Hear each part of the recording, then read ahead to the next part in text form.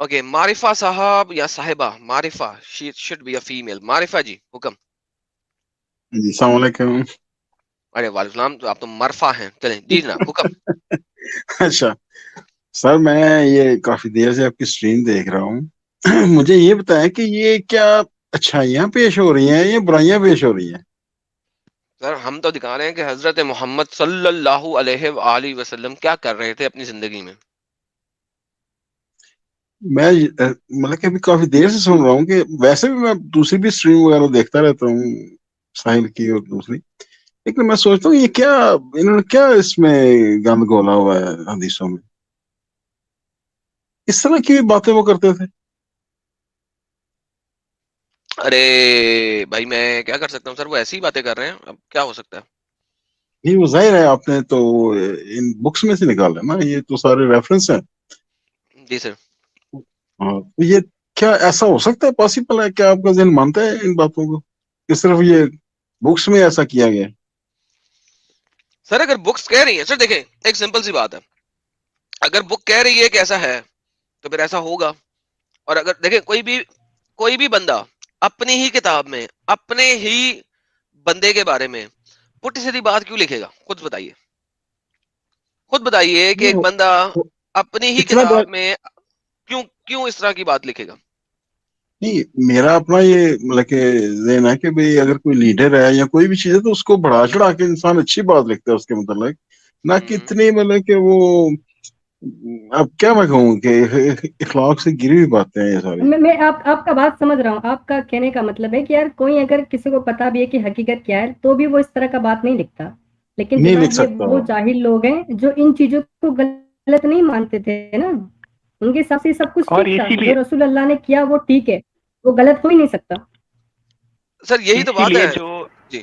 اسی لیے جو مولوی ہے نا تو وہ صرف ایمان پہ زور دیتے ہیں تاکہ آپ اندھا بلیو کرو، پڑھو نہیں.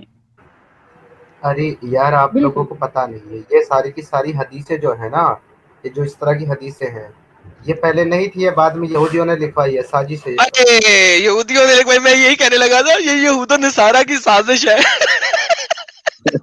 نہیں اس میں سر شیعہ کا بھی تو ہاتھ ہو سکتا ہے نا. نہیں سر یہ بات کیسے ہو سکتا ہے؟ صحیح مسلم ہے یار. اس میں ان کا بھی تو ہاتھ ہو سکتا ہے نا. نہیں جی ایک اور حدیث دینے لگا ہوں، لیکن اس حدیث سے پہلے میں ایک بات پوچھنا چاہتا ہوں. آپ لوگوں میں سے سب لوگ کافی سینئر ہیں، میں فیاض بھائی کو چھوڑ کے سمیر بھائی اور آپ جتنے بھی لوگ جڑے ہوئے ہیں، انڈین کافر کو بھی میں نے ایڈ کر لیا. آپ کا کوئی دوست ہے، وہ آپ کے پاس آتا ہے، کیا یہ پاسبل ہے کہ آپ اس کو اپنی قمیض اتار کے اس کو اپنی ناف یعنی کہ بیلی بٹن کا چمی کرانے دیں؟ نہیں ایسا نہیں ہے پاسبل. بندہ صرف ایک ہی بندے نے ہوموسیکسول ہو تو پاسبل ہو سکتا ہے. ہاں اس صورت میں ہو سکتا ہے. لیکن اگر وہ ہومو سیکچوئل نہ ہو تو کیا آپ کہیں گے کہ میری ناف کا یعنی کہ بیلی بٹن کا، ناف پتہ ہے کون سی ہوتی ہے؟ وہ جو سوراخ نہیں ہوتا جہاں سے بچپن میں آپ کو کھانا ملتا ہے ماں کے پیٹ کے اندر، اس کو جی کیا جی کہتے ہیں ہندی میں؟ تو نہیں. نابھی. نابی تو نہیں. تو آپ اپنی قمیض اٹھائیں اور آپ کی یعنی قمیض اتنی کو، یعنی کہ آپ نے نیچے شلوار تو پہنی نہیں ہوتی، اس زمانے میں قمیض ہی قمیض ہوتی تھی، آپ کو پتا نا، قمیض چوگا پہنا ہوتا تھا نیچے تک جاتا تھا. آپ اپنی قمیض اٹھائیں اور وہ آپ کی تنی کا بوسا کر لے، چمی دے دے، کیا کہیں گے سر آپ؟ لالا جی میں پتہ ہے تھپڑ ہی کیا لگائیں سوچ گے. رہا ہوں. لالا جی اچھا یہ آپ فرض کیجیے، سن کے سوچو وہ سن کے بندہ ہنسی ہے آ وہ رہی ہے. نابی کا بوسا لینے کو جا رہا ہے. ارے میرا جی بات سر. تو سنو. نابی کا بوسا لینے کو جا رہا ہے، فرض کرو کہ وہ ایک گلاس تھوڑا نیچے آ گیا تو پھر کیا ہوگا؟ نابی سے تھوڑا ایک ہاتھ نیچے آ گیا. ارے فیض بھائی آپ کیا کہہ رہے ہو؟ یہ جو عربی توپ ہوتی ہے یہ پوری نیچے سے اوپر تک اٹھانی پڑتی ہے. سر یہ جو عربیوں نے کپڑا پہنا ہوتا ہے نا سر، جب وہ نیچے سے اوپر اٹھاتے ہیں تو وہ ٹانگوں کے بیچ والی چیز نظر ہی آ رہی ہوتی ہے. اوکے اچھا. ہاں وہ میکسی کا نہیں سسٹم ہی ایسا ہے نا. اس دور میں پجامہ نہیں تھا. نہیں سر پجامہ نہیں پہنا جاتا تھا عربیوں میں، آج بھی اب پہنا جاتا ہے. لیکن دیکھیں یہ دیکھیں جی، عمیر بن اسحاق کہتے ہیں کہ ایک مرتبہ حضرت امام حسن کے ساتھ تھا کہ راستے میں حضرت ابو ہریرہ سے ملاقات ہو گئی. اور وہ کہنے لگے کہ مجھے نبی دکھاؤ. نبی کریم صلی اللہ علیہ وسلم نے تمہارے جسم کے جس حصے پر بوسہ دیا تھا میں نے بھی اس کی تبدیل کا شرف حاصل کر لوں. اس پر حضرت امام حسن نے اپنی قمیض اٹھائی اور حضرت ابو ہریرہ نے ان کی ناف کو بوسہ دیا. یار یہ تو سارے ایک ہی تالی کے چٹے ماشاء پٹے اللہ. لگ رہے ہیں. رسول اللہ, ابو ہریرہ, یار یہ کس طرح کے لوگ ہیں؟ یہ ایک ہی تالی کے چٹے پٹے ہیں. تو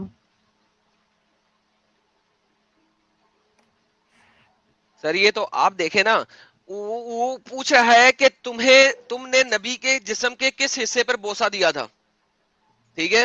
اس نے اپنی قمیض اٹھائی اور اس نے کہا یہ لو میری ناف پہ بوسہ دے لو. تو پورا کا پورا خاندان ہی ایک ہی کام کر رہا ہے.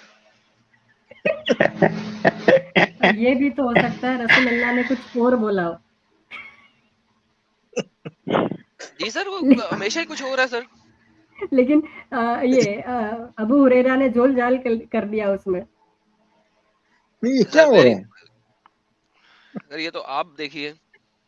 تو جناب حضرت امام حسن نے اپنی قمیض اٹھائی بالکل ویسے ہی جیسے نبی کریم صلی اللہ علیہ وسلم نے اپنی قمیض اٹھائی تھی, اور نبی کریم کو جس طرح بوسہ دیا گیا تھا اسی طرح امام حسن نے اپنی قمیض اٹھا کے اپنی ناف پہ بوسہ دلوایا.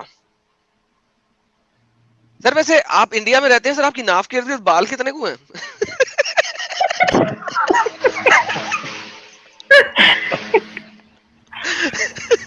یار آپ نا یہ شکر مناؤ کہ محمد صاحب نے نا کمر پہ بوسہ نہیں دیا تھا. سمجھ رہے ہیں سمیر بھائی آپ کی بات. میں لالا جی آج کنفرم ہو گیا کہ ہمارے مولانا طارق جمیل صاحب کو ایسے عجیب و غریب خواب کیوں آتے ہیں.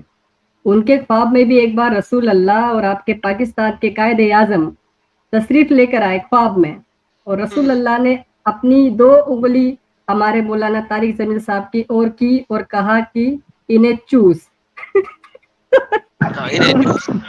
مولانا صاحب نے طارق جمیل صاحب نے انہیں چوسا اور میٹھا گاڑا شہد ان کے منہ میں آیا. اور جب طارق جمیل صاحب کھڑے ہوئے, خواب میں سے کھڑے ہوئے, تو پتا چلا کہ حقیقت میں بھی ان کے منہ میں وہ میٹھا گاڑا شہد تھا. ماشاءاللہ ماشاءاللہ سبحان اللہ فیض سبحان بھائی اللہ. وہ انگلی نہیں ہوگی پھر. میں سوچ رہا